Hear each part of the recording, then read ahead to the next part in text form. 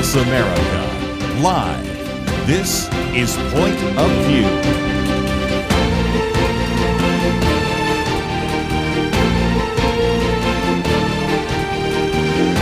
And now, Kerby Anderson.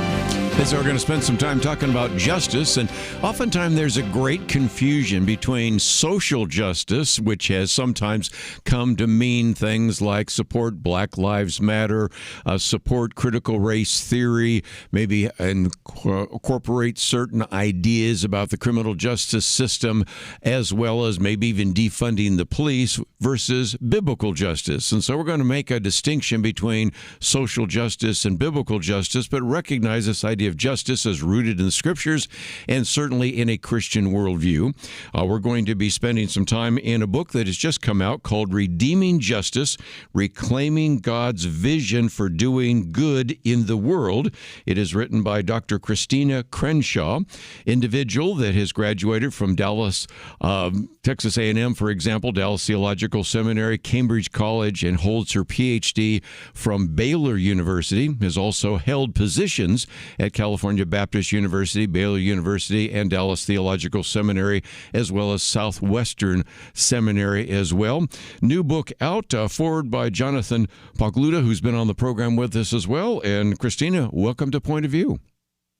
Well, thank you. That was quite the introduction. I appreciate that. Well, if nothing else, I appreciate some of the interviews that you've done with Allie Beth Stuckey, who's been on the program with us when we used to do our Millennial Roundtable with her, and, of course, Daryl Bach and a variety of other people. So we'll certainly point people to that. Also, of course, the book has come out to really address this issue of justice. But I thought for just a minute we might get to know you because in some respects, learning a little bit about your family history, you've always sort of been interested in the justice issues. But an incident in Thessaloniki, which is where we've taken some of our individuals as we've gone through Greece, but that particular incident in the airport was one that began to get you thinking about justice and even sexual trafficking. Can you share that with us? Yeah, absolutely. So there are two stories that profoundly shaped the book. And the first that I begin with is this story. And, my husband and I were on a trip to raise awareness about human trafficking. It was the height of the Syrian refugee crisis, and our church here in Waco, Texas, sent almost 1,000 missionary workers that summer to help do triage, to give medical care, to give practical care. And we went as part of a team that was raising awareness for human trafficking because, as you can imagine, wherever there are vulnerable people groups, that is where traffickers will move in, particularly with children and women. So while we were there on this mission trip, we witnessed a girl being trafficked through the Thessaloniki airport. And we did everything we could. We notified authorities, we notified the pilot and the stewardess, we notified everybody we could. And at the end of the day, she went off into the airport when we landed in Athens, Greece, and we never saw her again. And that has deeply troubled my soul, as it would anybody. My husband and I, not a month goes by, and it's been several years, that we don't recall this. And I think that the Lord used that to really again, just profoundly shape my idea of what does it look like to not just try to rescue people, but to rescue people for temporal and eternal purposes. Doing the missionary work, I was keenly aware that as we rescue people out of their temporal state, we're not doing anything different than what secular humanist organizations are claiming to do if we aren't also offering them the gospel, if we aren't also offering them a way to be redeemed and restored for eternal purposes.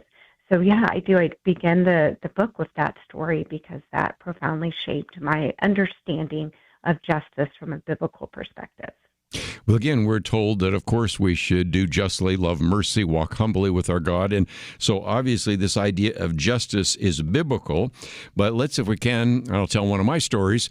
A while back, I was invited to speak privately first with a pastor who is one of these Bible church pastors associated with Dallas Theological Seminary. And he said a couple of years ago, I've got a real problem because I guess I'll hold up my booklet on wokeness that I wrote a while back. And he said, Okay, you've been thinking about this, but I'm really struggling right now. I've got some people in the congregation that are absolutely convinced that we don't need to buy into everything that we're hearing about Black Lives Matter and the organization. I have others feel I haven't pushed far enough, and a lot of that has to do with really the thesis of your book, and that is we have been sometimes co-opted by a secular view of social justice rather than a biblical view.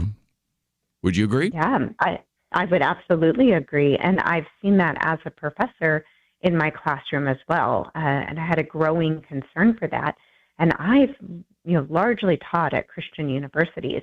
And so to see that my own Christian students were confused about this idea of social justice and an idea about biblical justice was deeply troubling for me. And it made, as you can imagine, it really difficult to talk about in the classroom when the target kept moving. 20 years ago, we would talk about justice and we might mean, the oppressed, the marginalized, the vulnerable, and we had more of a common ground and common language around that.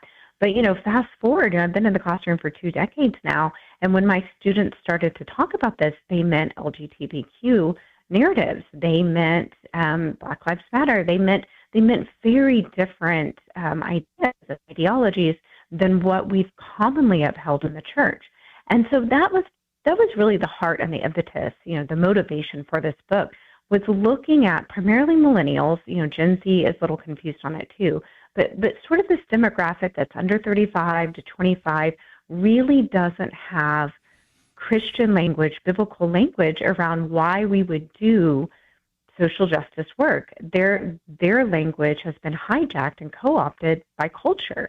And so it was helping Christians and, those who have millennials in their lives, if they're a parent or a grandparent, helping them think theologically, to think biblically about what does it look like to engage the world, not just for something that seems good, but for something that is eternal.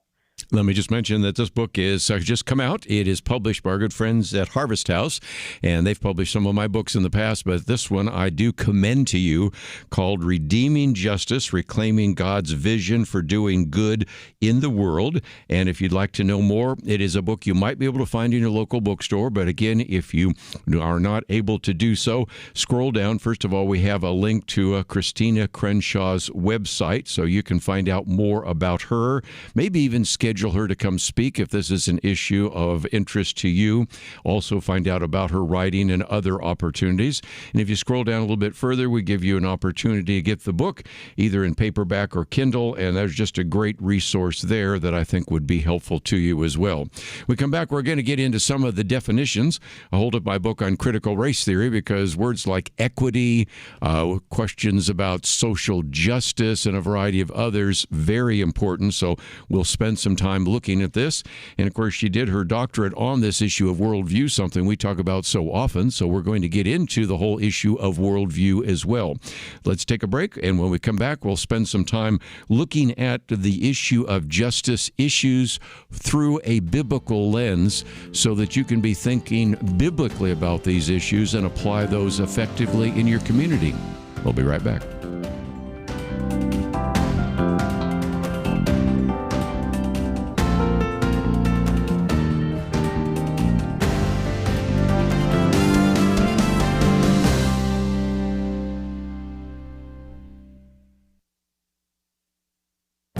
This is Viewpoints with Kerby Anderson.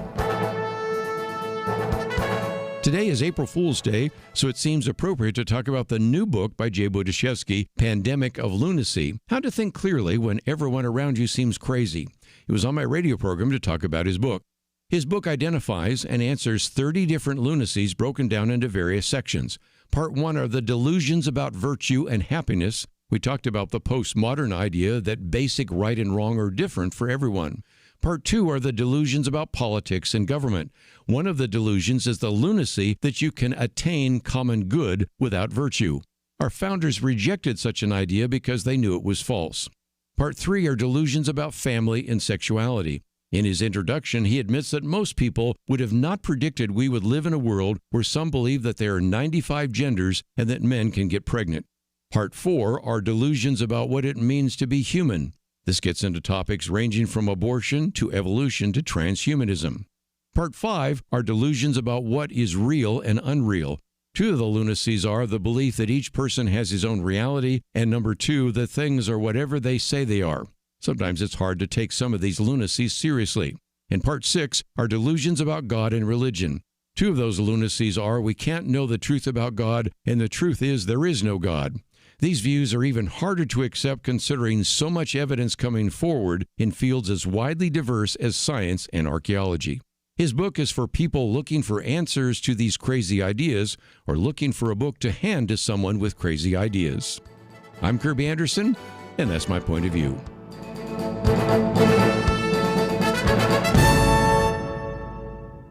Go deeper on topics like you just heard by visiting pointofview.net. That's pointofview.net.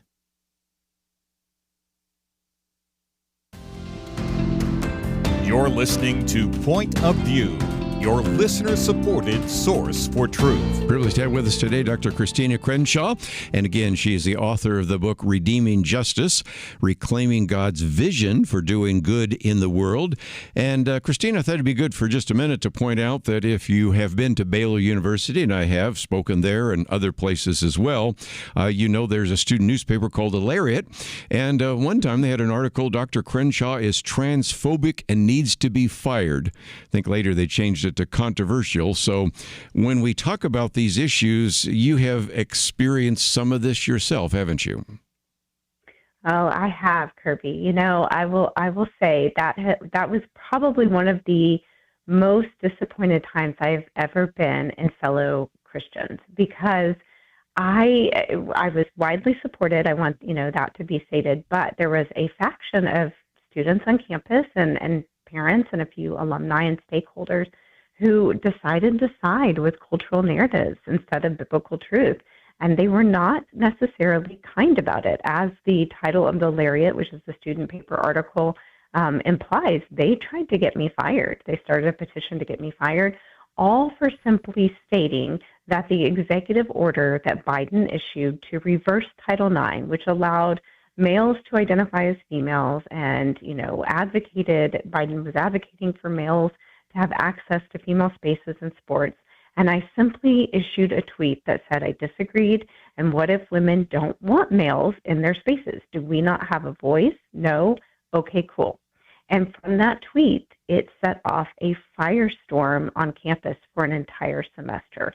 And it grieved me. I was shell-shocked initially because I couldn't believe that this was controversial at a Christian university to stand on biological and biblical truth. So that was, shocking to the system. But the longer I thought about it and prayed about it and had people come around me and support me and, affirm that I wasn't the crazy one, the more disappointed I got. And again, that too was the impetus for the book. So we talked earlier about the human trafficking story that really made justice work personal for me. But that was when I realized, oh my goodness, church, we need to have a conversation, particularly those of you who are under 35, who are kind of in a younger generation. We need to be clear on what we mean by justice work, because not all justice work is created equally. Yes, and if you think about it, Kirsty Coventry, who is the current president of the International Olympic Committee, came out saying that male athletes will not be allowed to compete with women in the Olympics, and that starts with the Summer Games in Los Angeles, for very good reasons. But again, it just illustrates that even though we're starting to see some common sense breaking out in some places, there's still work to do, and that's why I think your book is so essential. Let's, if we can, I mentioned the fact that we probably need to define some things. In one of your chapters, what even is social justice? So let me give you a chance to define first social justice, and then we'll get into this idea of how that might be different from biblical justice. Yeah, so social justice essentially is predicated on critical theories. When I was writing the book, it was challenging to sort of pinpoint, okay, where do I really want to begin this conversation? We could go back to maybe even as early as Enlightenment. But where I see, but as we know, and as your show talks about many times, our founders had a Christian worldview. How anybody could deny that is beyond me. I've taught classes where I'm teaching, founding fathers and Constitution and declaration, and it's just so apparent from our beginning documents that was their worldview. And so where I really narrowed it down was the Frankfurt School of Thought. Yes. And we see that, which is it's a Marxist ideology. So, we could go back to Marxism, which most of your, listeners would agree, and they have an understanding for that. But even more concerning, so we have Marxism, but becomes mainstream in higher education in about the 1920s with the Frankfurt School of Thought, which popularized the idea of critical theories. So everything from, same-sex queer theories to feminist theories, LGBTQ, race theories, that all stems from this idea that there are only two groups of people. There's the oppressed and the oppressor, and the oppressor must always be toppled, and that by any means possible, the oppressed group is allowed to, take down this group that is holding them down in order to then enact justice. And so we went from these being sort of fringe ideas within higher education to being mainstream in higher education.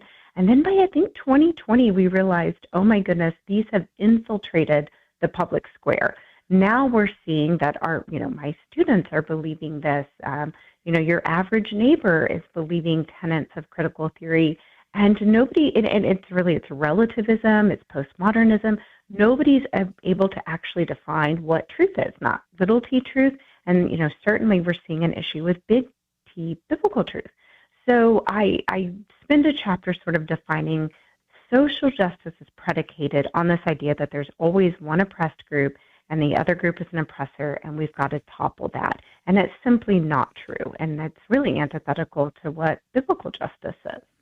Well, again, one of the things that you follow up with is the idea of Christianity and contemporary social issues. And I remember that you did your doctorate on this idea of Christian worldview and how it leads to social action.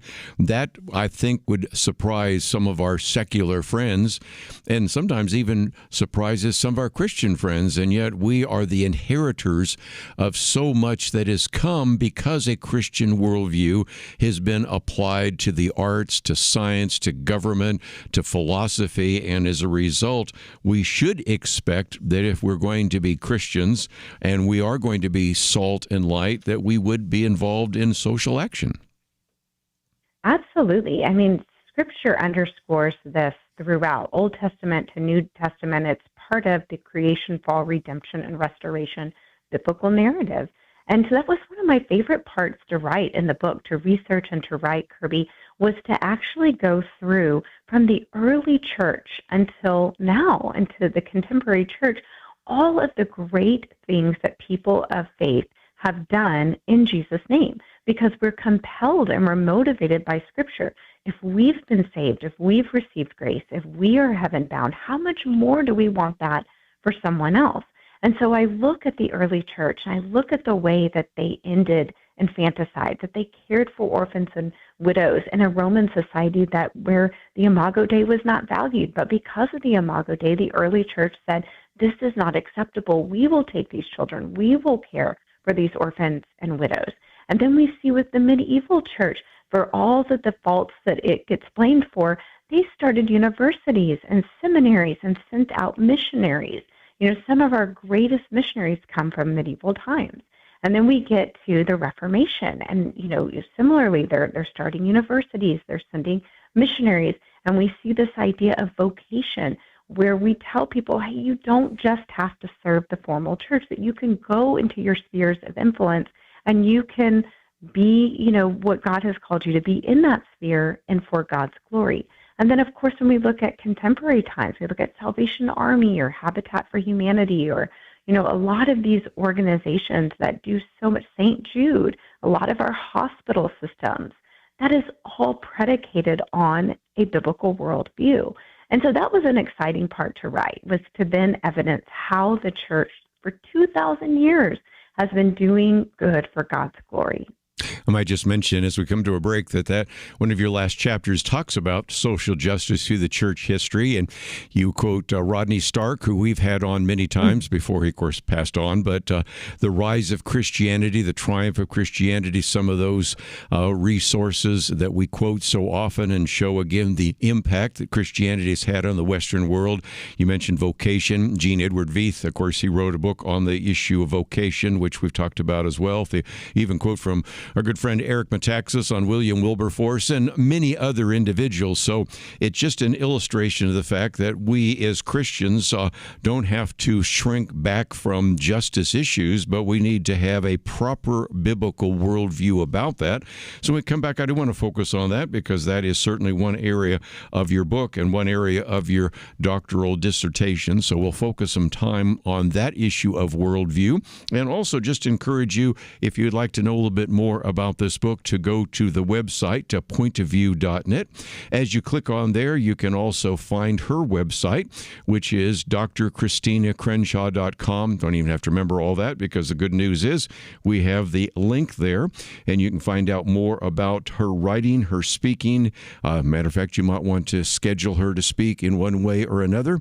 And when we come back, we'll get into maybe how to apply some of these biblical ideas to some of these social issues, whether it's human trafficking, which we've already mentioned, or homelessness, of course, a topic we've addressed here as well, or other kinds of very important topics. So if you are interested, let me encourage you during the break to go to the website, pointofview.net, or even go to drchristinacrenshaw.com. And we'll take a break and come back with more right after this.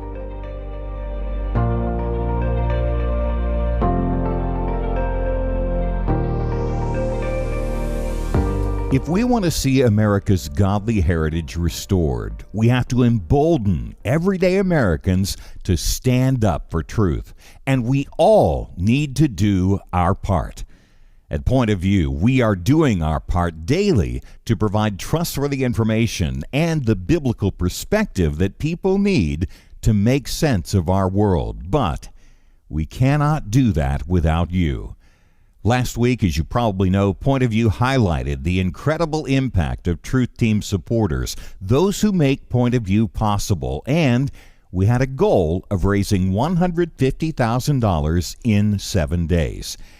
Being very honest with you, we came up short of that goal, but you can still help us get there.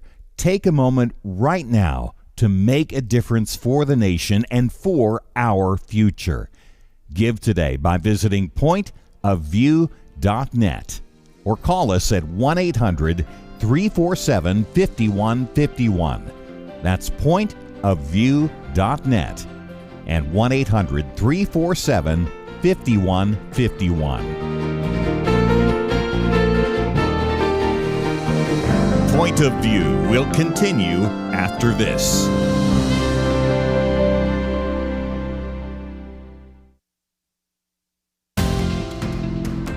You are listening to Point of View. The opinions expressed on Point of View do not necessarily reflect the views of the management or staff of this station. And now, here again is Kerby Anderson. Dr. Christina Crenshaw is again a professor, researcher, writer, speaker, assistant professor at Arizona Christian University, a fellow with the Cultural Research Center, an author of this book, Redeeming Justice, Reclaiming God's Vision for Doing Good in the World.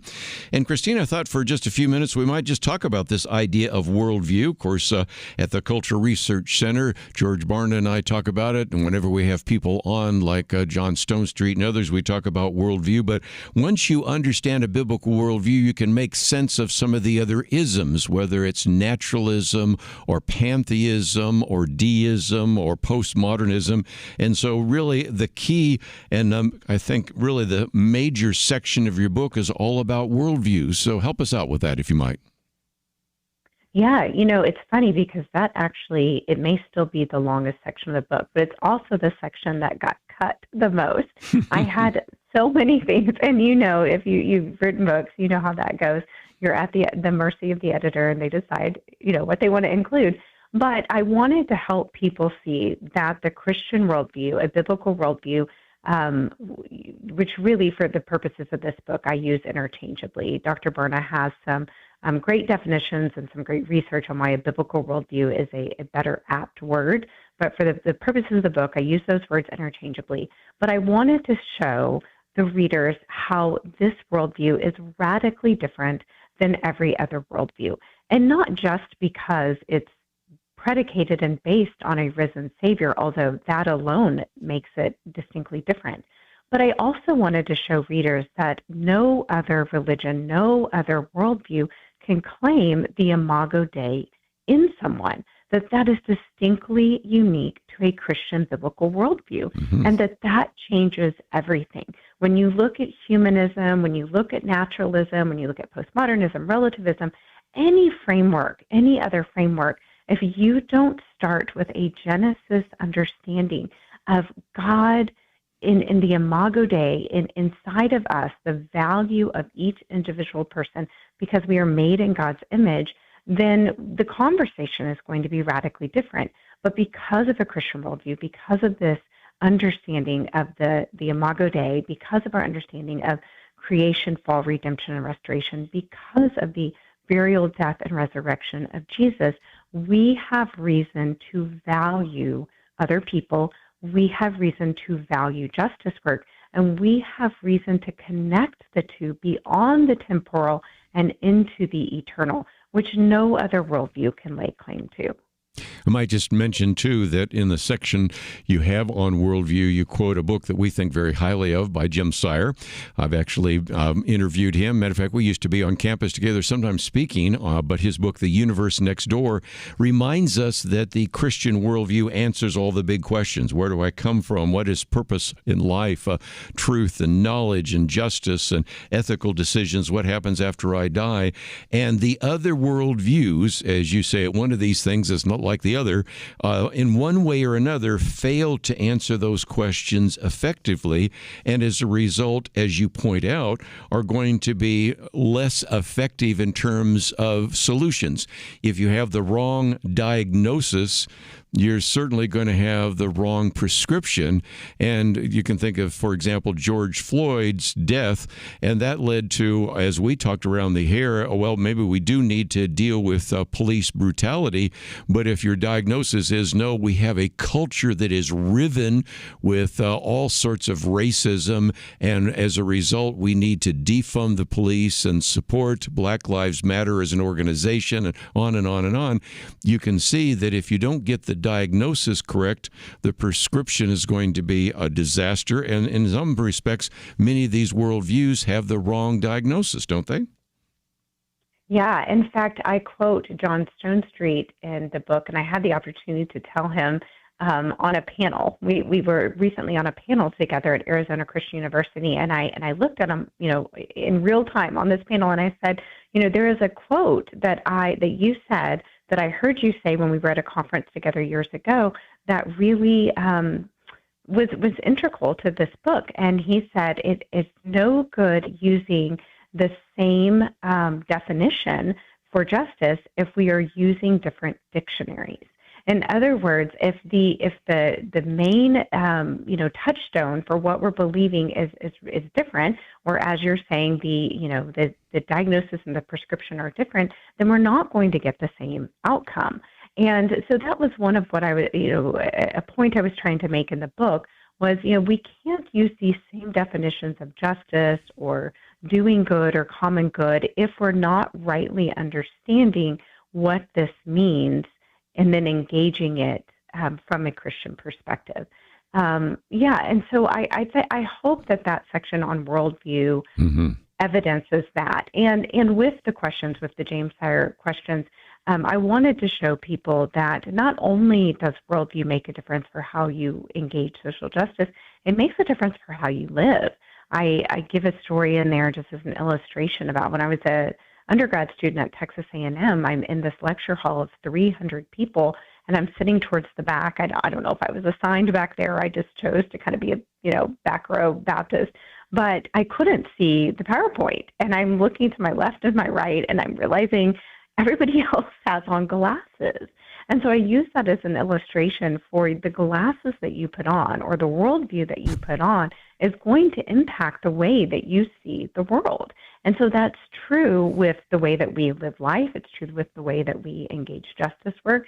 So our worldview then shapes everything else we do. And as, again, James Cyrus points out, it also then evidences, or it answers, I should say, questions like, why am I here? What is the purpose of life? What am I going to do after life? What is the meaning? So worldview also gives meaning to people's lives. Yes. Well, and again, one of the other John Stonestreet quotes that many of us use, borrowing from Richard Weaver, who you quote in there, ideas have consequences, but John Stonestreet says ideas have consequences, bad ideas have victims. And there seems to me a real significant issue there as well between a diagnosis and a prescription. But let me hold up my booklet that we've done on postmodernism, because you have a whole section here about modernism and postmodernism before we talk about how to apply some of this. And that's important, too, because that's become more of a pervasive worldview among many of your students and certainly in culture, hasn't it? It absolutely has. Yeah, modernism is even more concerning, or postmodernism, than modernism. I was concerned enough about modernism because that's what gave birth to critical theories, but postmodernism has introduced us to relativism, which is even more concerning. So yes. So again, those are, I think, key issues to recognize that you've identified in the book.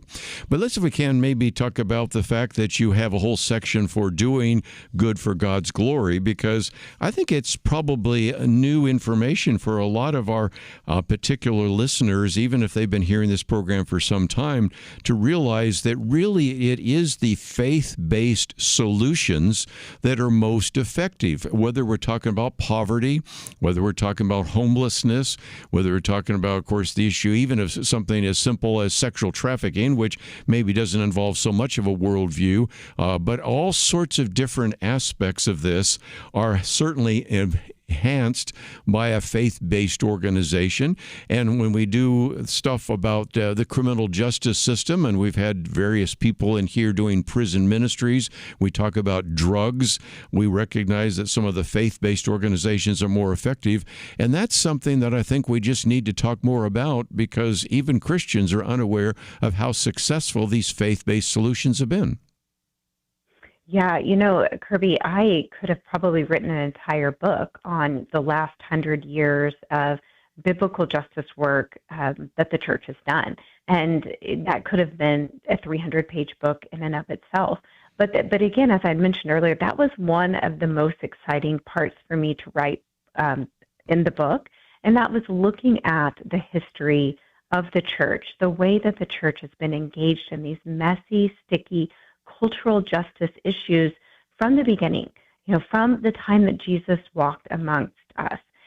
So looking at the ways that the early church, and I already kind of outlined some of the ways that they took care of the orphan and the widow and ended infanticide, and the way that the early church elevated women. A lot of people don't know that history, unfortunately. But again, because Jesus says there is no longer Jew and Gentile, he is saying, I give value and worth to every one of you. Whether you are a child or you're elderly, you have equal worth and value within the kingdom, within a Christian biblical worldview.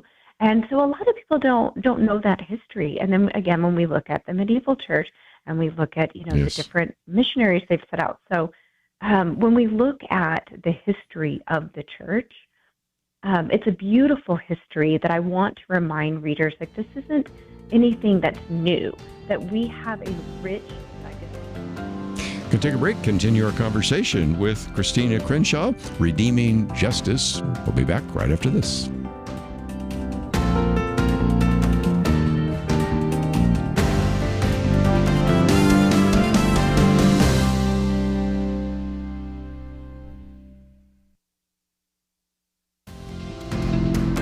You're listening to Point of View. your listener-supported source for truth. Back for a few more minutes with, again, Dr. Christina Crenshaw. Book is entitled Redeeming Justice, Reclaiming God's Vision for Doing Good in the World. And a minute ago, we were, of course, talking about all the positive things the church has done. But even now, we've had, for example, Dr. Byron Johnson on More God, Less Crime, Why Faith Matters and How It Could Matter More. It does seem to me that we have all sorts of great solutions for many of these social problems at a time when government is having more and more difficulty even funding itself. This, I think, don't you think, Christina, is a great opportunity for the church to do what the church has always done, because as you point out in the book, the church, though imperfect, certainly still remains God's chosen instrument for advancing his plan of love and redemption. And in some respects, that's a very important theme in your book, isn't it? It absolutely is, yes. And I say throughout the book that the church does it better. Name an issue, and the church is already engaged, and they're doing it better. And recently, I did a social media post where I just dug through data. In fact, Dr. Byron Johnson's a great example. He does primarily prison care, and my sister-in-law works for the Colson Prison Ministries, and so she's worked with him, and she's familiar with his work. But he has great data on when the church comes into prison and provides salvation and hope. Certainly, but it also provides education. Some of our prison systems have access to higher education because the church has gone in and advocated for purpose and education and opportunities for people within prison systems to seek rehabilitation from a biblical perspective. So the idea that we rehabilitate people is also predicated. It's based on this Christian worldview of redemption and restoration. Human trafficking, when you look at the last 20 years of the multitude of human trafficking organizations, prevention and protection and care that have been launched, almost exclusively, these are coming from faith-based organizations. The A21 campaign is one that I name in the book that I've worked with. Christine Caine is the founder. Mm-hmm. Unbound Now is one that is local. It's a Texas-based one with global reach. And so most of these organizations that are, people would say are doing social justice work, they are doing it from a Christian perspective. They were launched out of churches. Again, adoption, I think it was 70% of people who adopt self-identify as Christian. When we look at food pantries, and it's a recent stat to me because I looked it up, 58% of contemporary food pantries are run by churches. I actually thought it would be a little bit higher, but the fact that over half of our food pantries, they're not government run. These are church run. These are people within our communities saying, we care about feeding the hungry and providing shelter for homeless and ending human trafficking. These are deeply Christian values of rescuing people from their predicaments. But again, we're doing it because we also want to lead people to eternity. And that is a huge distinction between social justice and biblical justice. It's what is the end goal? Is the end aim to lead people closer to redemption and restoration, or is it just merely to alleviate some of their contemporary circumstance? Well, I think we've just heard a preview to your next book, because it's obvious that you have a great passion for that, and certainly look forward to whatever you write about that in the future. But before we let you go, let me mention that we do have a link to your website, drchristinacrenshaw.com. That's a place where people can find out more about you, your writing, your portfolio, and a variety of other things, but speaking and contact. And I think if some people would want to have you come and address this issue of justice or address many of the other issues you certainly deal with, I think you might be available. And certainly people could write to you if they are dealing with some issue in their community and would like to get some advice. Yes, absolutely. I speak at different churches and universities frequently, so definitely open to that. Well, again, we appreciate you writing the book. We appreciate you giving us an hour today on Redeeming Justice. It's just out. You should be able to find it in your local bookstore, published by Harvest House Publishers. But if not, we have information about it on our website at pointofview.net. And so, Christina, thank you for being with us, and I look forward to a future opportunity. Well, thank you for having me, Kerby. I appreciate it. Just before we take a break, let me just mention that last week we had our Truth Team fundraising. You heard us mention that even as late as Monday, we still did not even have a third of our goal. And we're getting a little closer to maybe almost 2/3 of our goal. But as we go to a break, maybe you could at least put us over that amount. And that would be greatly appreciated. If you have already given, I again want to say thank you to all of you that have donated to Point of View during last week's Truth Team fundraiser. But I thought just one more time I might just mention that there is still an opportunity. I know people travel. Sometimes people are on spring break, or they're out on vacation, or they didn't have a chance to listen to the program. It's quite possible some of you are just hearing for the first time that we did a Truth Team week last week. And if you'd like to know more about that, you can go to the website, pointofview.net, and you will see that we've still kept the banner up there where you can give. And of course, some of you know that if you join at the Truth Team level, that would be at least $1 a day, at least $30 a month, or at least $360 a year or more.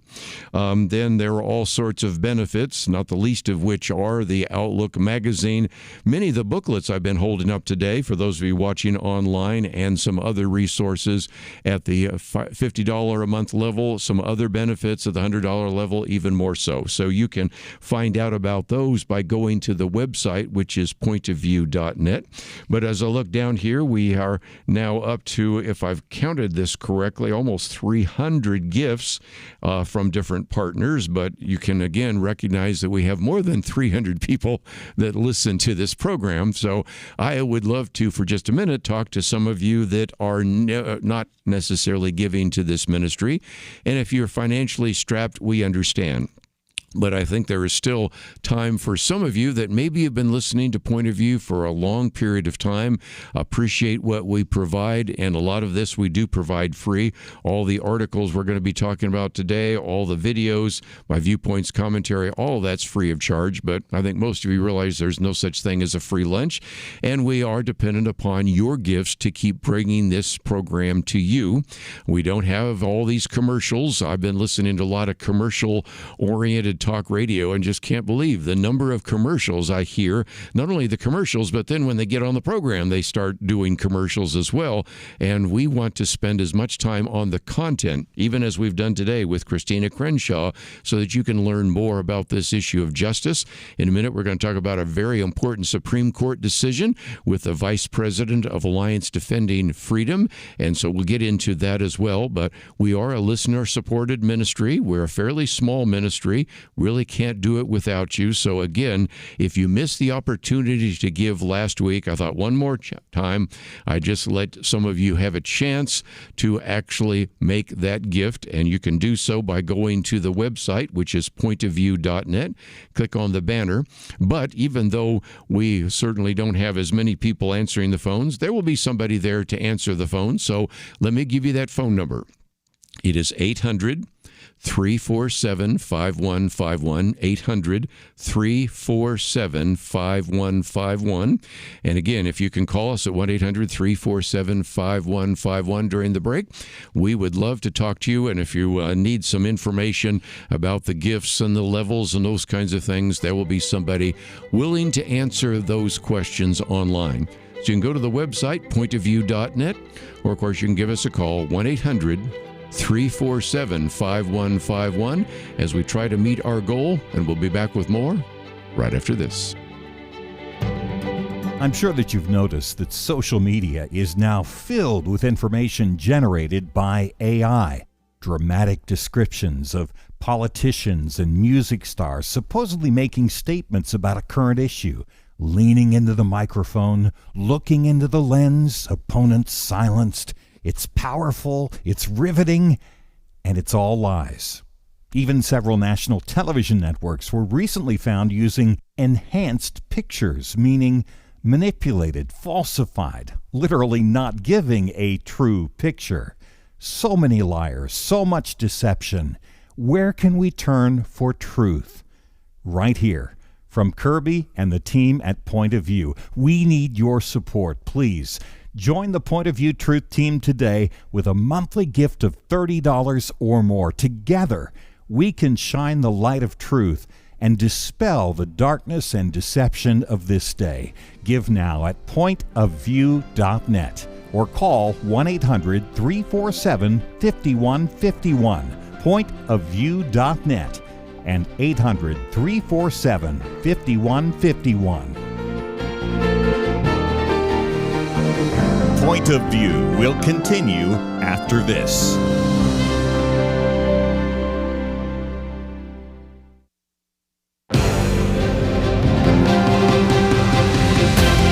Across America, live, this is Point of View.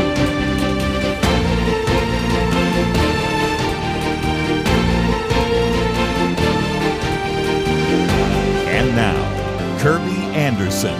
Second hour today, I've got to at least acknowledge it's April Fool's Day, and I thought on April Fool's Day it would be good to actually talk about, as I do on my commentary, this book by Jay Budiashevsky. He was with us last week, and the book is entitled The Pandemic of Lunacy, How to Think Clearly When Everyone Around You Seems Crazy. So we talk about the 30 different lunacies that he's identified into these various delusions, and if nothing else, what we're going to be doing over the next half hour or so or longer is talk about the fact that, you know what, common sense is breaking out, at least in the United States, but lunacy still exists in Europe, and you'll understand why when we get into that. We are privileged once again to have in studio with us, and Lathan, I appreciate that, to drive all the way down to do this, Vice President of Public Affairs for Alliance Defending Freedom, the world's largest nonprofit legal organization, and one that has been looking at international issues. So in a minute, we'll get to a Supreme Court victory, a tremendous victory. But let's talk about the problem first. And that is, we are talking about a woman by the name of Päivi Räsänen.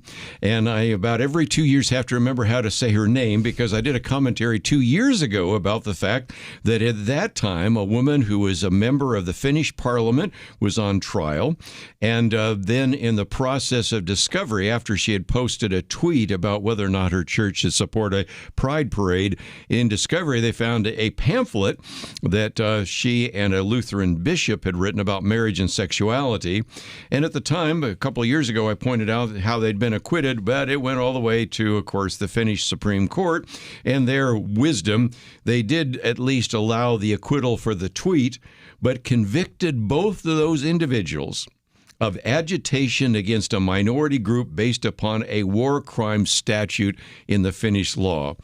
Sounds like something you would make up, but unfortunately, that is exactly what took place. Unfortunately, yes. And I think just last week when I was here, I told you I was cautiously optimistic we were going to win that case, which proves, I was wrong. So there's a first time for everything. Although you could say it was a tie. It was a tie. They acquitted on one. Yeah, but here's the thing. So interesting. The whole thing was started because she put this tweet. And the tweet was, if I remember right, just Romans 1:24-27.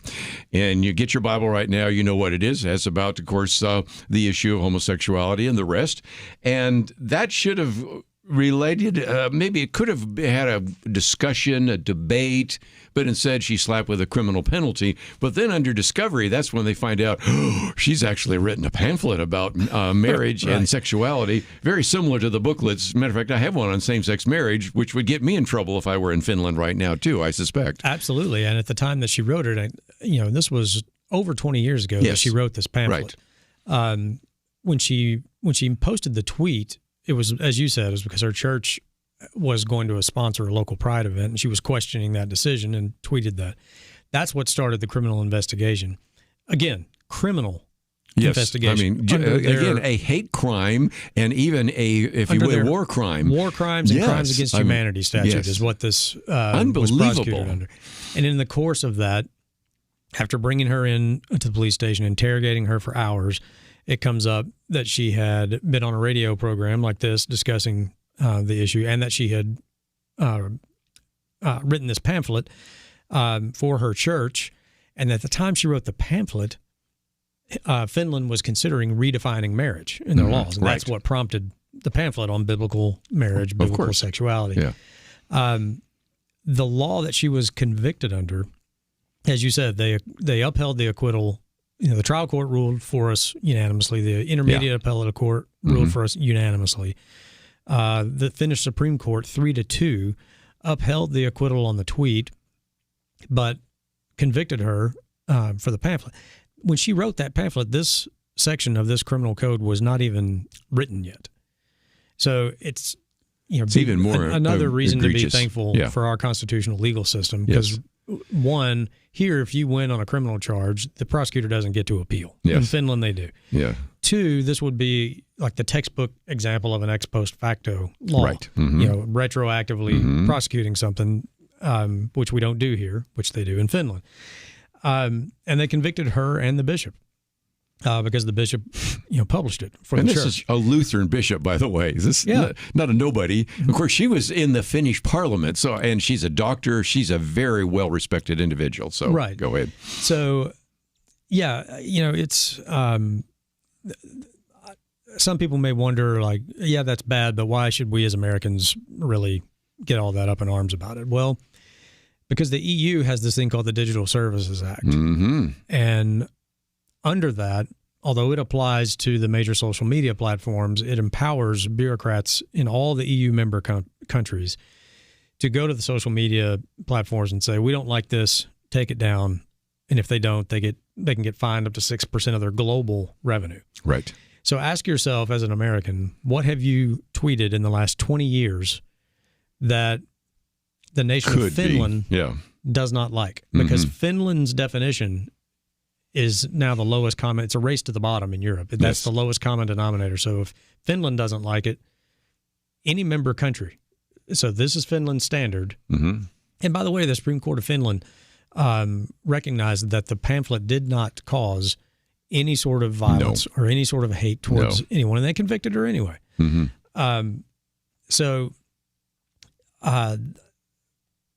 The Finnish standard is now the European standard via the Digital Services Act. So, and for the people of Finland, you don't have to agree with her position on the issue, but ask yourself, what have you written in the last 20 years? Right. On a blog post or a social media post or a newsletter for your whatever civic organization or your church or whatever that may or may not fall out of fashion with the thought police in Finland. Yes. Because if they can convict her, they can convict you.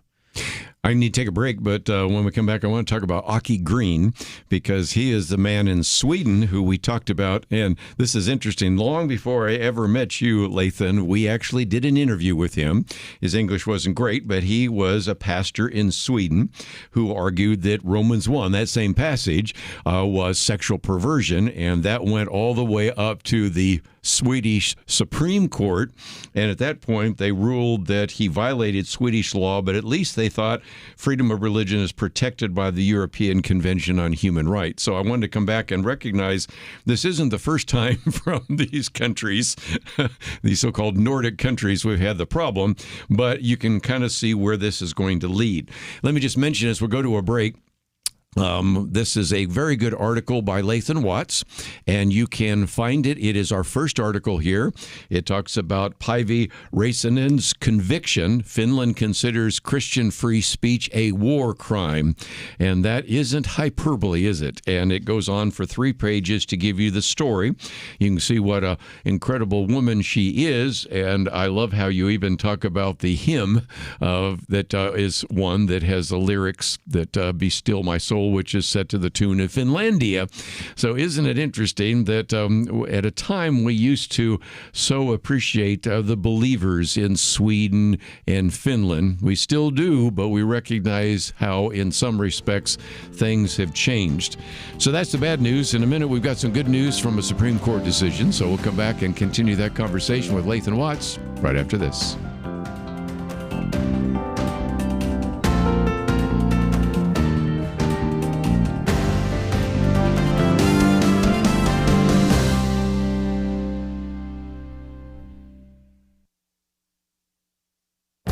This is Viewpoints with Kerby Anderson. Today is April Fool's Day, so it seems appropriate to talk about the new book by Jay Budiszewski, Pandemic of Lunacy, How to Think Clearly When Everyone Around You Seems Crazy. He was on my radio program to talk about his book. His book identifies and answers 30 different lunacies broken down into various sections. Part 1 are the delusions about virtue and happiness. We talked about the postmodern idea that basic right and wrong are different for everyone. Part 2 are the delusions about politics and government. One of the delusions is the lunacy that you can attain common good without virtue. Our founders rejected such an idea because they knew it was false. Part 3 are delusions about family and sexuality. In his introduction, he admits that most people would have not predicted we would live in a world where some believe that there are 95 genders and that men can get pregnant. Part 4 are delusions about what it means to be human. This gets into topics ranging from abortion to evolution to transhumanism. Part 5 are delusions about what is real and unreal. 2 of the lunacies are the belief that each person has his own reality, and number 2, that things are whatever they say they are. Sometimes it's hard to take some of these lunacies seriously. And Part 6 are delusions about God and religion. 2 of those lunacies are we can't know the truth about God, and the truth is there is no God. These views are even harder to accept considering so much evidence coming forward in fields as widely diverse as science and archaeology. His book is for people looking for answers to these crazy ideas or looking for a book to hand to someone with crazy ideas. I'm Kerby Anderson, and that's my point of view.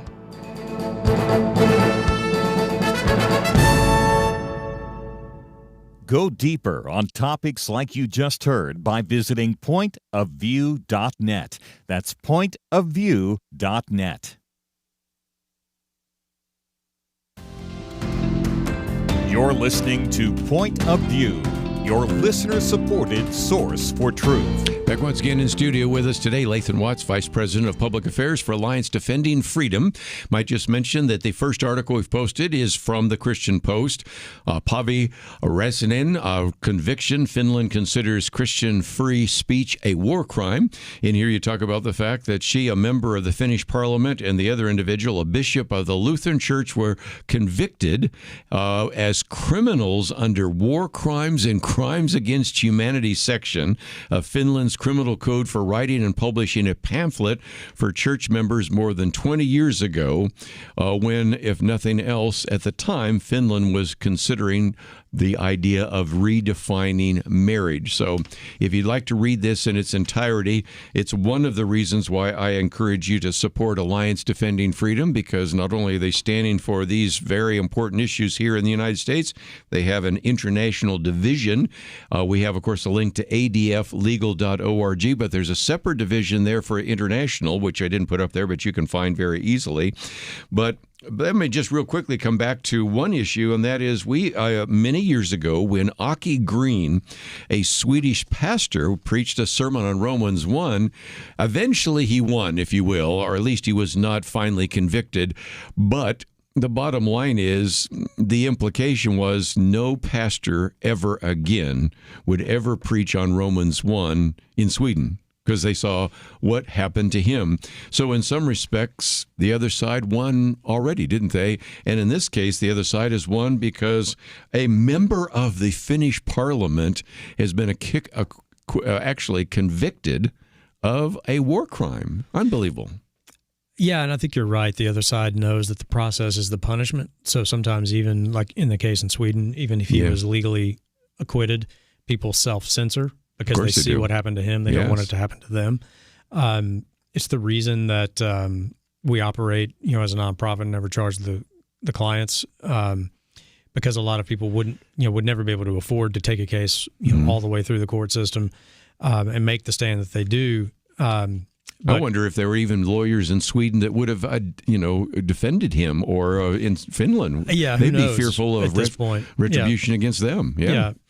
So it's the international work is so good. Is very important because we have unique protections in this country under the First Amendment, but the rights are not unique to us. They are our rights as image bearers of God. Yes. These are human rights, fundamental natural law rights that every human being has, and they need to be protected, and that's why we do the work all over the world. One other I thought I might just make before we get to the victory is that here is a good reason why we should be concerned about hate crime legislation. And I'll put myself on the spot. Back in the 1980s, when Marlon had me occasionally as a guest host, I wrote a piece about the danger of hate crime legislation. The first one popped up in Wisconsin, I believe. And I was pilloried for that for some time. In other words, you don't think there should be punishment for hate. And the argument I was making at the time, and I probably would make it even more effective now, was we already have the crime and the punishment for somebody. It doesn't matter what a person has in their head. If they did the crime, they do the time. And I just see that this could be misused and manipulated. And I don't claim to be a prophet or a son of a prophet, but that's exactly what has happened, isn't it? That's exactly right. And it's the reason we don't punish thought in this country. To say nothing of the fact that most of these, hate speech laws or hate crimes laws, the hate speech is rarely defined, or if it is, it's defined very vaguely. And so what ends up being the working definition of hate speech is any speech that I hate. Yes. If I'm the government. That's right. So, again, you don't have to agree with the speech to understand the importance of protecting it, because what idea of yours is completely, perfectly socially acceptable right now, but the winds of culture shift very quickly. So true. That may not be acceptable 5 years, 10 years from now. What view are you instilling into your children that is perfectly acceptable now that by the time they're adults may not be, which is why thought crimes are so egregious. Well, we can turn to some positive. Yes. And the Supreme Court ruled in favor 8-1. We'll talk a little bit later about the 1 in just a minute, but let's talk about the 8. And this is Childs versus Salazar. Kaylee Childs, Christian licensed therapist in Colorado Springs. Colorado again. You think they need to, what'd you say? The Supreme Court should just open a branch office in Denver. Yes. Yeah. It's just save everybody some time. Either that, here we go again. Or just, create an express lane for the state of Colorado. Because we're talking Jack Phillips and we're talking, all these cases. But nevertheless, here's another one out of Colorado. I'm sorry for those of you in Colorado listening right now. But the good news is the Supreme Court, even some of the liberals, recognize you cannot tell a Christian counselor what to say. And this is a true victory for free speech, is it not? Absolutely. And, typically when you win a case 8-1 or sometimes 9-0, you're always happy to get a win. But when you see that number, a lot of times we're almost, I wouldn't say disappointed, but we're a little like, before we start reading it, your first instinct is, well, they gave something away. Yeah. This must be a very narrow opinion if they got everybody on board with it. This is not. That's good to know. Very, very strongly worded, very big sort of home run win for free speech. And, not to do sort of a commercial for ADF here, but well, sure, why not? As I was reading, and I'll, in all transparency, this came down yesterday morning. I was in New York for an event, flew back last night. I haven't read all of the opinion yet. I brought some of my favorite quotes so far. You got them there? I got a few too if you want them. But Neil Gorsuch wrote this, which is something interesting. We'll Gorsuch get to that in a minute. wrote for the majority. Yeah. Kagan and Sotomayor joined. Yeah. And from our perspective, it's that as a legal organization, you have sort of arrived at a certain point when the court is granting you a victory. In the majority opinion, they are citing to previous cases you have brought to that court and won. And they cited multiple cases of ADF in this opinion. Including 303 Creative, also out of Colorado, and the NIFLA versus Becerra out of California. Yeah. So, yes, the state of Colorado got yet another reminder that the First Amendment exists and does apply to the state of Colorado. Now, the law in question, Colorado passed what they call a ban on conversion therapy. Yeah. Maybe we need to define that for a minute. But in that law, they included people like Kaylee Childs who do talk therapy. Right. Okay, that's all they're doing. Yeah. It's just conversation. They're not, they're not prescribing medication. They're not using any sort of medical devices or any kind of physical methods. And some of the things that had been done in the past under the term conversion therapy, no one is doing them anymore. But they defined under this statute that if you are dealing with a client who has confusion or gender dysphoria about their physical body and their identity, however you want to say that, you are perfectly permissible under this law to counsel them to go through the transition process of socially transition, get on drugs, do surgeries, all of that. You are prohibited from counseling them to... You can only go one way. Can't go the other way. One-way street. Yeah. This is the state of Colorado putting its thumb on the scale, saying there's only one way to handle this issue. There's only one speech that's acceptable between a counselor and a client, even if that is the counseling the client is seeking. Yes. So if the client comes to you saying, I am confused about this, but I want to be comfortable with my biological reality. Under this law, you could not counsel them that way or risk losing your license. And by an 8-1 majority, the court said this is clearly viewpoint discrimination because you're only allowing one viewpoint on an issue, which compels the highest level of judicial scrutiny called strict scrutiny. There are different standards, right? Justice Jackson seemed to think that you could just use rational basis scrutiny, which is the absolute lowest level of scrutiny.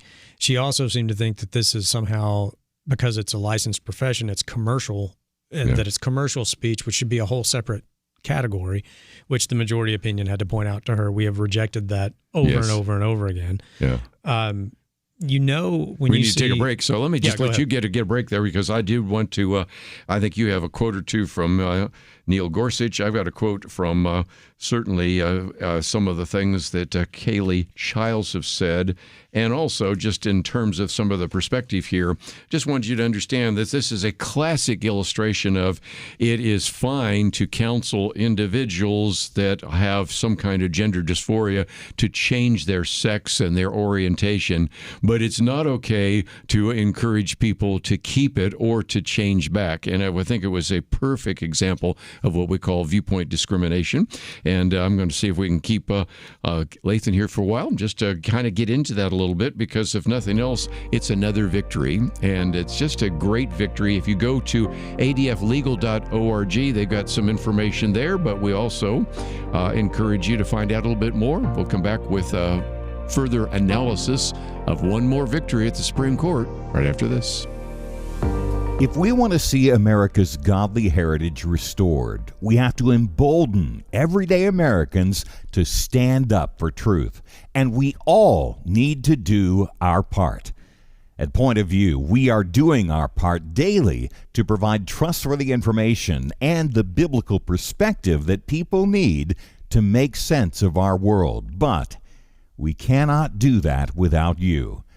Last week, as you probably know, Point of View highlighted the incredible impact of Truth Team supporters, those who make Point of View possible, and we had a goal of raising $150,000 in 7 days. Being very honest with you, we came up short of that goal, but you can still help us get there. Take a moment right now to make a difference for the nation and for our future. Give today by visiting pointofview.net or call us at 1-800-347-5151. That's pointofview.net and 1-800-347-5151. Point of View will continue after this.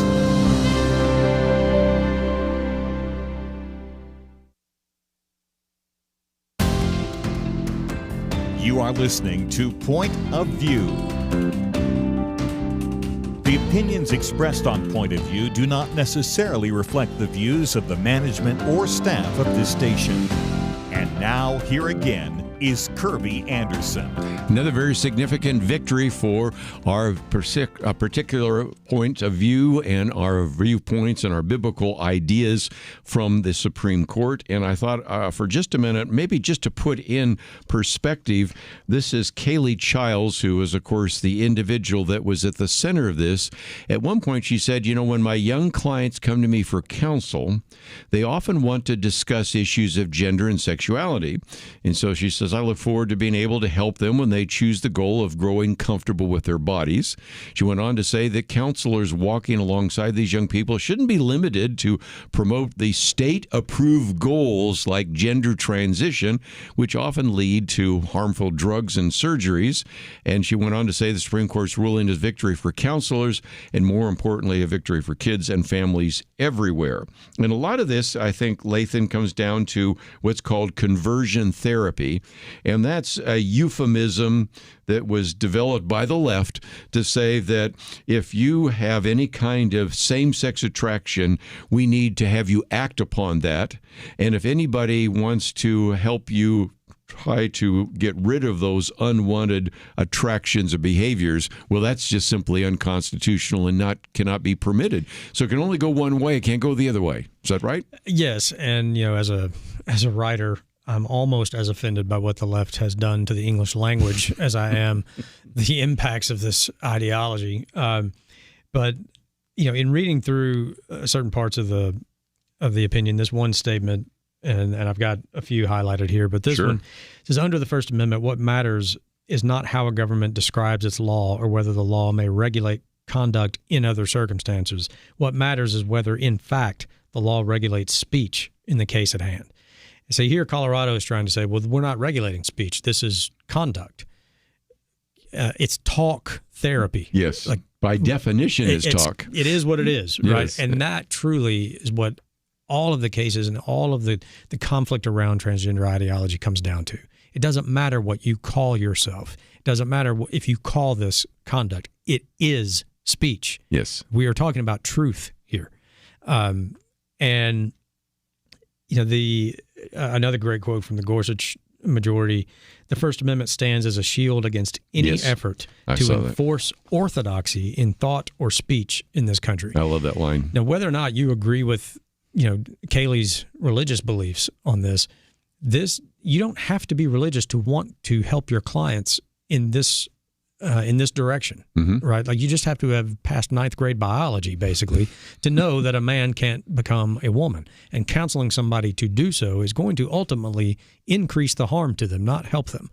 So, we don't want government dictating orthodoxy in thought or speech in this country. And certainly don't want Justice Jackson dictating it, who is the lone dissent in this case.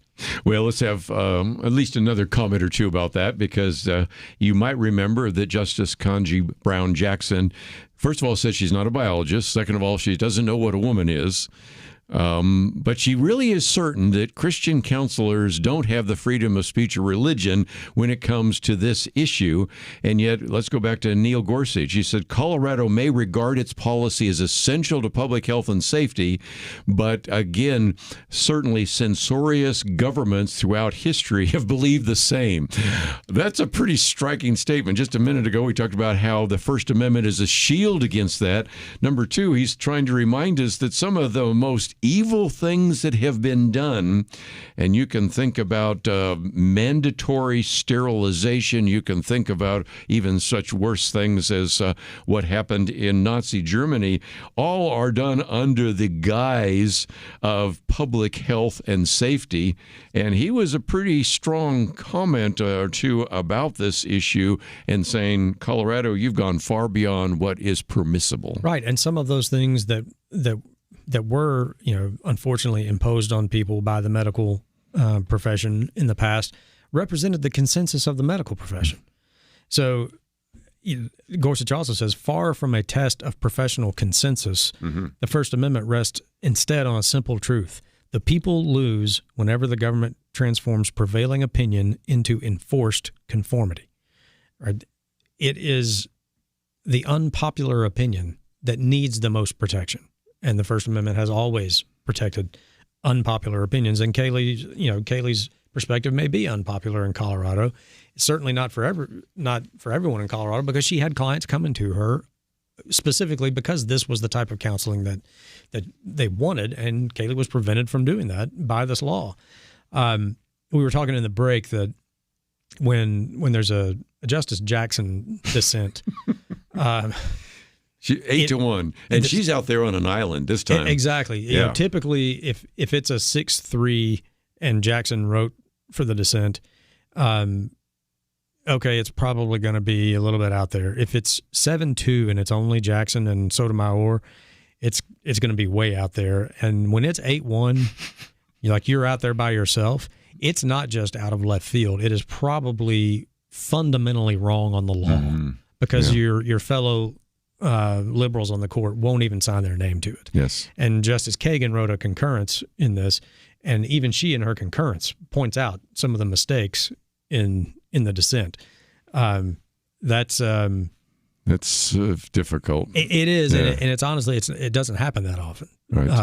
That you really get called out like that by somebody who typically is viewing the law the same way you do. She's just wrong on the law.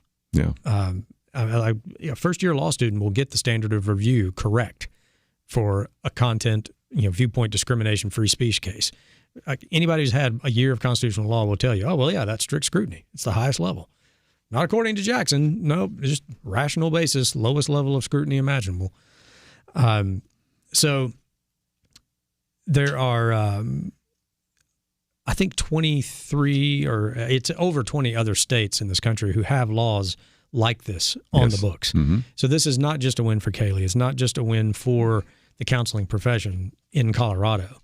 This is going to have far-reaching impacts all around the country and hopefully enable kids who do need this help to get this help, no matter what state they live in. You shouldn't be assigned a destiny based on your zip code because you happen to live in a state who thinks there's only one right way to counsel somebody struggling with these issues. If you look at the issue of conversion therapy, if my count is right, then the District of Columbia and 27 states banned that idea. So, as you said, it's a majority of the states, and many of our listeners in Colorado and California and New York and others have seen that. So this is a very significant victory. And I think it's just a good illustration of, again, why we encourage people to support what you do there at Alliance Defending Freedom. And just before we let you go, I just thought I might mention, too, you've got this case. You got a couple others still you're waiting on, right? Still waiting on 3 more. We have First Choice Women's Health Center versus Platkin, which is out of New Jersey, protecting pregnancy resource centers from basically harassment by New Jersey Attorney General. He's not the only one doing this to pregnancy resource centers. So the big win in that case will be giving these nonprofits a way of fighting back against what is essentially harassment and abuse of the legal process. Trying to get their donors. And then the other 2 are the women's sports cases out of Idaho and West Virginia, where we assisted the states in enacting those laws, but then also in defending them in court. So by June, we should have all 3 of those decisions. Well, again, I appreciate you getting in your car, driving all the way down here just to give us an update here. And I know you were stuck in traffic, so we got you on just in time. And I will certainly let you go because in the end, we're going to talk about the fact that we didn't make our goal, as you have heard, on Truth Team. So I thought I'd mention that. Also got 2 other articles, one by Cal Thomas and one by Victor Davis Hanson we'll get to in just a minute. And those are good as well. But if you would like to know some more, first of all, the case out of Finland, that is the first article we've posted by Lathan Watts. It's in Christian Post. If you'd like to find out some more, you can go to ADF Legal, the first article there. Supreme Court upholds free speech and counseling. And every time we turn around, there's a victory in the Supreme Court for religious liberty or free speech. And we're on a roll here. This is really exciting. This was number 17 for ADF. With, that's pretty good. At least one more coming, hopefully. Well, again, I appreciate you coming in here. And let me just mention real quickly, after the break, I'll talk a little bit more. But as we mentioned before, haven't been able to make our goal for Truth Team. And I thought just one more time after we come back from the break, I'll mention a little bit about that, but also a couple of other issues because we've been looking at Iran. Very good piece, Cal Thomas, Lessons from the Vietnam War for Iran. And then our favorite, Victor Davis Hanson, 2 wars for Iran. One is the war, the other is the media war. And interestingly enough, Cal Thomas ended his piece by saying, the president really needs to get before the American people and give a speech. Well, that's happening tonight. So we will, of course, be talking about that tomorrow in his national televised speech. But we'll get into some of that and give you a preview for what we think he's going to be talking about tonight. But let's take a break. Lathan Watts, great to see you, and we'll be back right after this.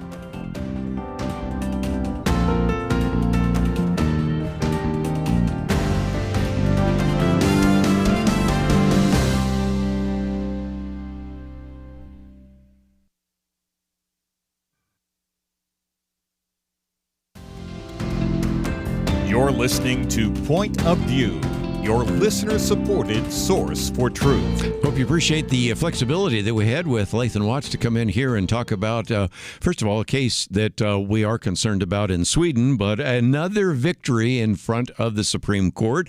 Talked about the victory with First Liberty Institute, 9-0. This victory, 8-1. Should be 9-0, but we'll leave that for another day. And other cases coming down. If you're concerned about free speech, if you're concerned about religious liberty, a lot of things are coming our direction. And you probably would only hear about that on places like Point of View. So I hope that just a minute when I talk about what you can do to support this ministry, I hope that you will consider what you might do to help us out. But just before we wind down, let me mention that tomorrow I'm going to devote the entire first hour to the subject of archaeology. Very good book by Titus Kennedy called Archaeology and the People of the Bible, a resource that I am very excited about, and one of 3 books that we'll be talking about over the next couple of weeks on archaeology. In a couple of weeks, we have Dr. Jeremiah Johnston on the Jesus Discoveries. That one is mostly about archaeology that relates to the historical record and things like that of Jesus. This one on archaeology, a lot of it probably more on the Old Testament, but some in the New Testament as well. And we'll just try to give you really skimming the surface of so much. And this is another place where I'm very encouraged. Not only are we seeing many religious victories that we can be talking about and all the things that are helping those of us that really want to express our Christian faith in the public arena, but also whether it's in science or in this case tomorrow archaeology, a lot of it is coming our way. So very, very encouraging. Let me just real quickly mention that I would have had more time to focus on this, so I might postpone some of this till tomorrow, but Cal Thomas has a piece which is entitled, and it's our article that we've posted, called Lessons from the Vietnam War. And he reminds us that, first of all, we Americans are an impatient lot. That's certainly very true. And points out the fact that the Secretary of State, Marco Rubio, claimed that the Iran war is expected to last weeks, not months, but then sort of hastens to say, don't necessarily make a claim that it later on maybe gets violated because of something that unforeseen takes place there in Iran. And so he says members of the Trump administration should stop predicting when the Iran war will end and explain the goal of the religiously fanatical regime that appears to remain in control of the country, despite the killing of many of its leaders and the destruction of its Navy, Air Force, and other critical targets. So his recommendation was President Trump should deliver a nationally televised address explaining why the Iranian ruling regime must be completely destroyed, or they will eventually develop nuclear weapons and the missiles to deliver them not only on Israel, but also on the United States. Great recommendation, Cal Thomas, and the president is doing just that. So tonight you will see, would be again 9 o'clock Eastern, 8 o'clock Central, 6 o'clock Pacific, wherever you happen to be. You will, if you want to turn on your television, actually have a chance to see the televised statement by President Donald Trump.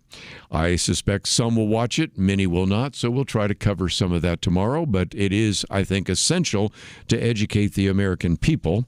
And the other part of that is, again, the piece by Victor Davis Hanson, which has the title, The Two Wars for Iran, the War in Historical Context.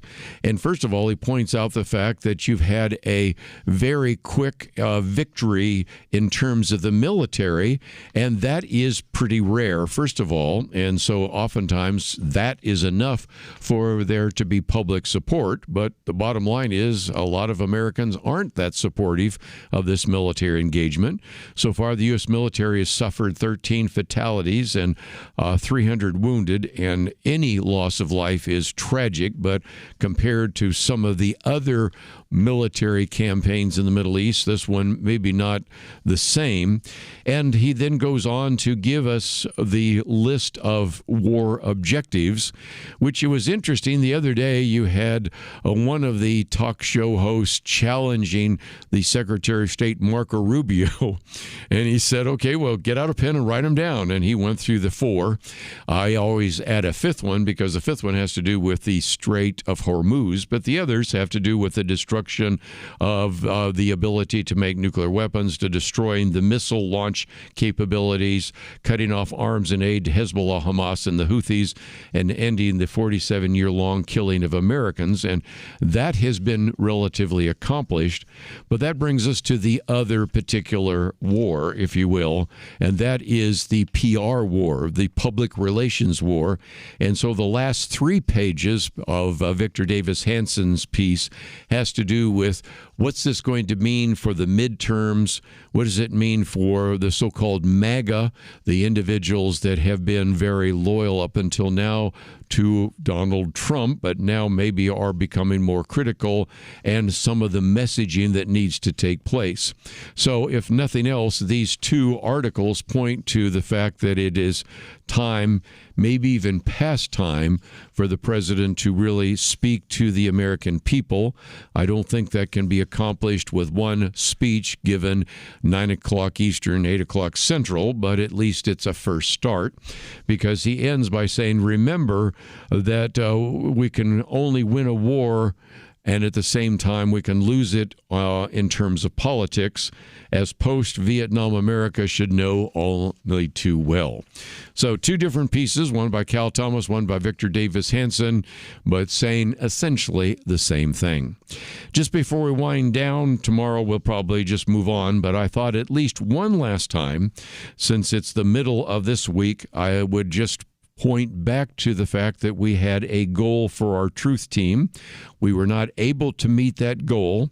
The numbers I have in front of me tell us that we've gone from maybe getting a third of the way.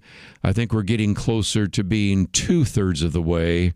But I think at that point, we'll just simply have to deal with the reality of what we have. But I just wanted one more time, before we go off the air, to mention the fact that if you have given to the Truth Team, if you are a loyal and supportive individual of Point of View, I wanted to say thank you. We have not, of course, hit our goal that we had. We'll move on and do the best we can with the resources we have. But I did want to at least acknowledge one more time that there's still time for you to join the movement. We still need to hear from you.